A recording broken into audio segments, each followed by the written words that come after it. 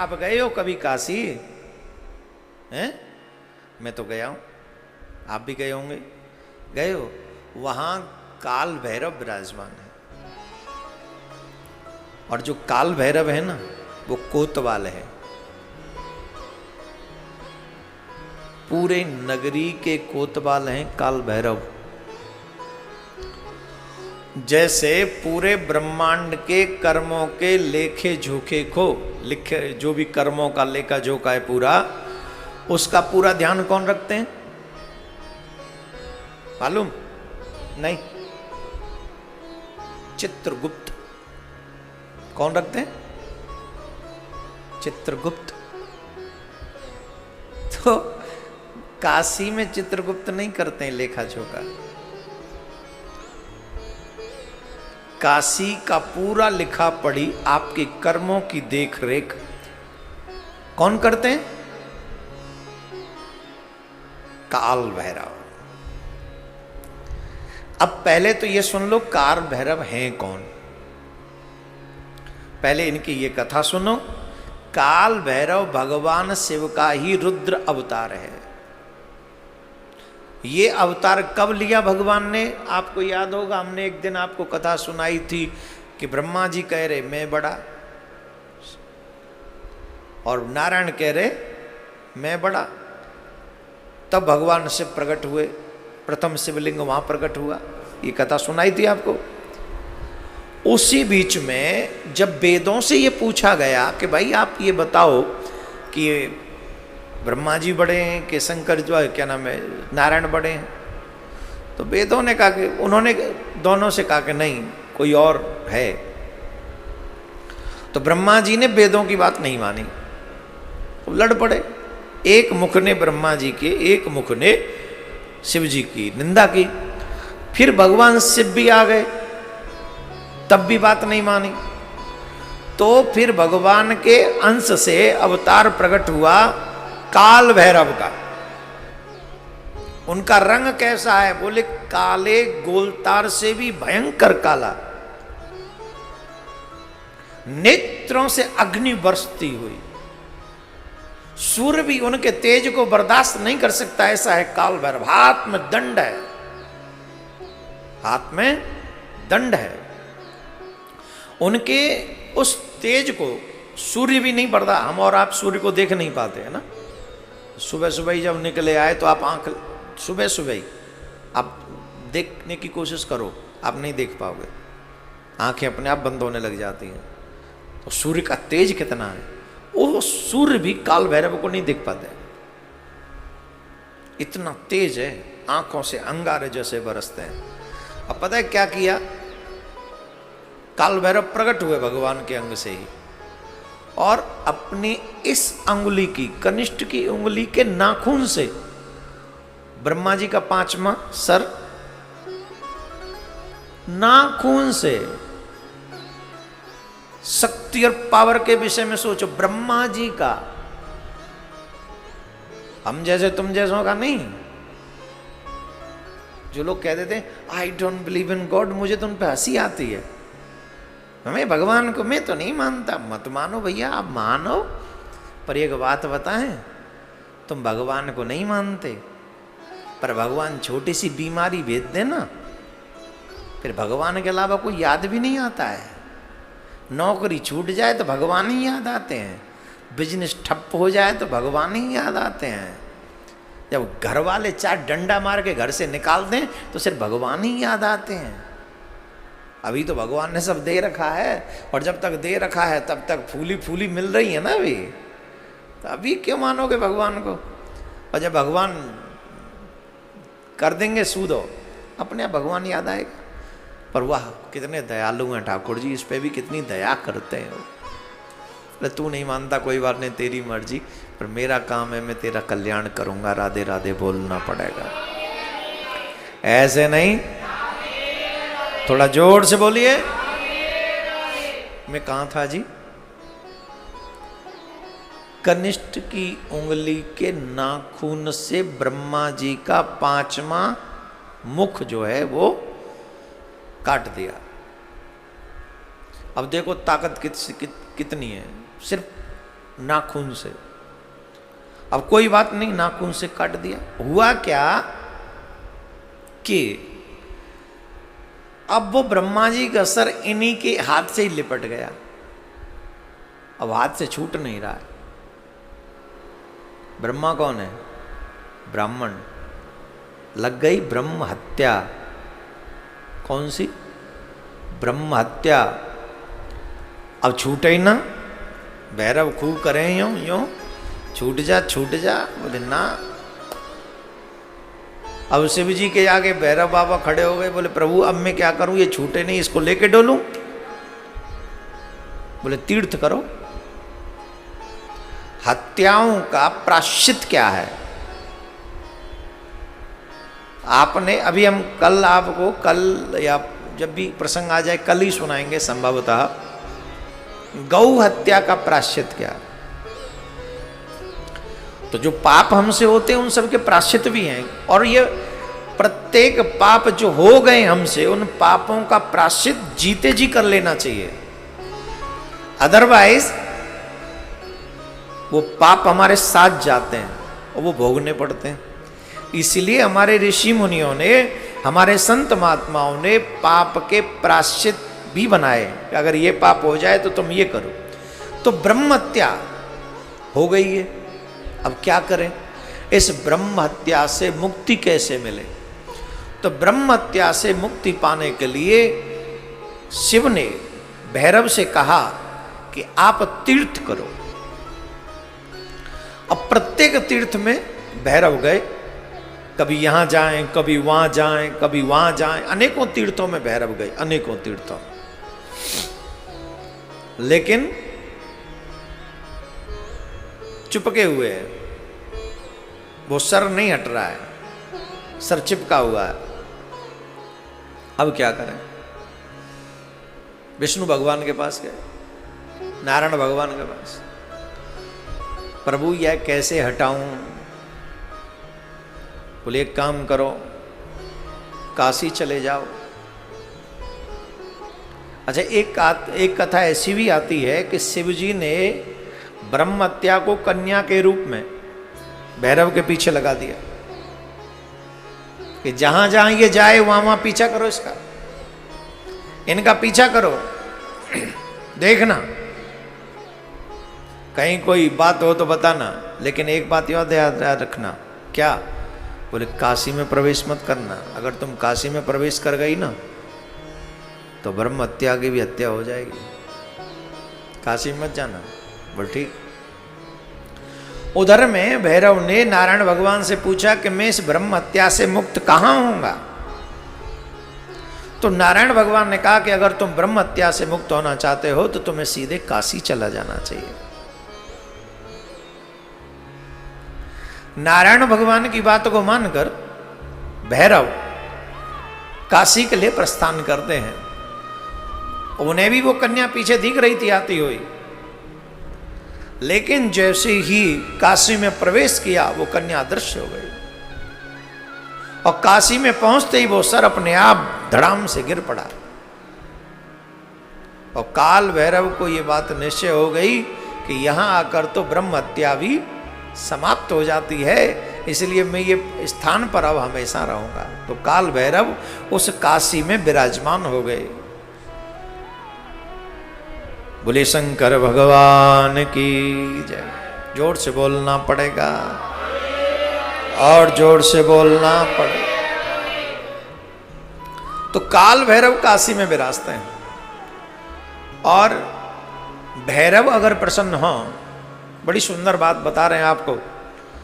कई लोगों को आजकल तो मोस्टली, बहुत लोगों को, मोस्टली लोगों को एक भय क्या है?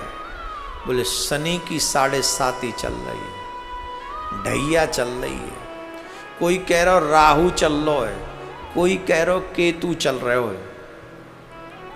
अच्छा, आपने भी देखा होगा जहां काल भैरव का मंदिर होगा, भैरव का मंदिर होगा, वहां काले कलर के कुत्ते आपको अधिकांश मिलेंगे, मिलेंगे, देखे कि नहीं?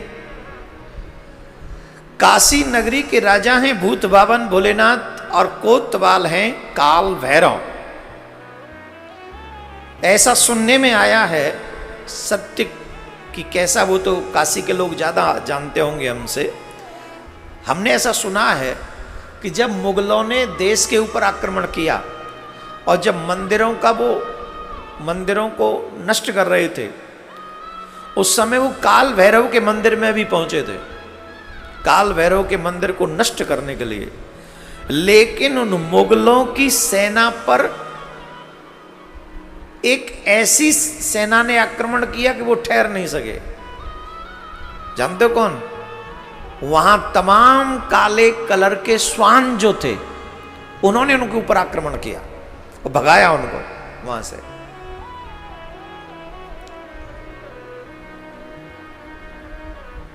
भैरव को प्रसन्न करने के लिए, भैरव को तमाम सिद्धियां प्राप्त है, भगवान ने दी हैं, भूत बाबन ने दी है। तंत्र विद्या में बहुत अग्रसर हैं। जो तंत्र को मानते हैं उन्हें पता होगा कि भैरव की क्या जगह है, क्या स्थान है। इसीलिए हम थोड़ा सा आज ब्लैक पहन के आए कि हम भैरव की कथा सुनाएंगे, थोड़ा हम भी ब्लैक पहन लें। जैसे है तो वो भी शिव ही तो हैं, अलग नहीं है। शिव के अवतार हैं। और काला कलर इन दोनों को बहुत प्रिय है। बाबा भोलेनाथ को भी प्रिय है और हमारे कन्हैया को भी प्रिय है। काली कमली वाला मेरा यार है, मेरे मन का मोहन वो दिलदार है। लेकिन हम पीला भी डाल के आए हैं, इसलिए आज बृहस्पतिवार है ना, गुरुवार है। जिनका गुरु स्ट्रांग होता है, सारी ग्रह स्ट्रांग रहती हैं उनके। इसलिए जीवन में गुरु को प्रसन्न करने की कोशिश करो। तो जिनके गुरु प्रसन्न होते हैं, वहां शनि राहु केतु कृपा बनाए रखते हैं। लेकिन कई लोग कहते हैं कि हमारे ऊपर शनि की 7.5 चल रही है। तो आज हम आपको शनि का एक अचूक उपाय बताते हैं, शनि को शांत करने का, राहु को शांत करने का, केतु को शांत करने का। बताएं कि रहने दें? हाँ, सबको तो वही मतलब की बात चाहिए। कथा कम सुनाया करो, ऐसे उपाय हमें ज़्यादा बताया करो, इनमें बड़ा आनंद आता है। अच्छा, ऐसे ही लोग ज़्यादा सुनना भी चाहते हैं, ऐसी वीडियो भी लोग ज़्यादा देखते हैं। ऐसी बातें बताते रहो इनको, लक्ष्मी कैसे बढ़ेगी, किसी को बस में कैसे करना है, ऐसी ऐसी बातें सुनाओ, बड़े मन से सुनते हैं। चलो बताते हैं। आपके शनि राहु केतु, ये तीनों ही ग्रह थोड़ी सी, इनको शांत कैसे किया जाए, उपाय है। जिनके शनि की 7.5 चल रही हो, अब वो चाहते हैं कि शनि हमारा ठीक हो जाए, तो उनको चाहिए कि रोटी में तेल लगाकर, घी नहीं, रोटी में तेल लगाकर काले कुत्ते को खिलाएं शनिवार के दिन। वो काले कलर का मिल जाए तो बहुत अच्छी बात है। काले कलर के कुत्ते को शनिवार के दिन रोटी खिलाएं और ऐसे 5-7 शनिवार करें, तो उससे जो शनि का प्रकोप है आपके ऊपर नहीं होगा। राहु केतु को भी शांत करने के लिए कुत्ते को, काले कलर के कुत्ते को हो सके तो मीठी पूड़ी खिलाएं। वहां तेल लगी हुई रोटी शनि को ठीक करने के लिए, राहु केतु को ये मीठी पूड़ी खिलाएं, उससे राहु केतु शांत होंगे। एक और बात बता दें, जो हमारे यहाँ और कई बातें दिमाग में घूम रही हैं इस समय, मैं सोच रहा हूँ क्या क्या बोलूँ, क्या क्या बोलूँ। बोलने के लिए तो बहुत कुछ है ना, ये शनि राहु केतु ही चल रहे हैं अभी, तो उसी पे बोलना है।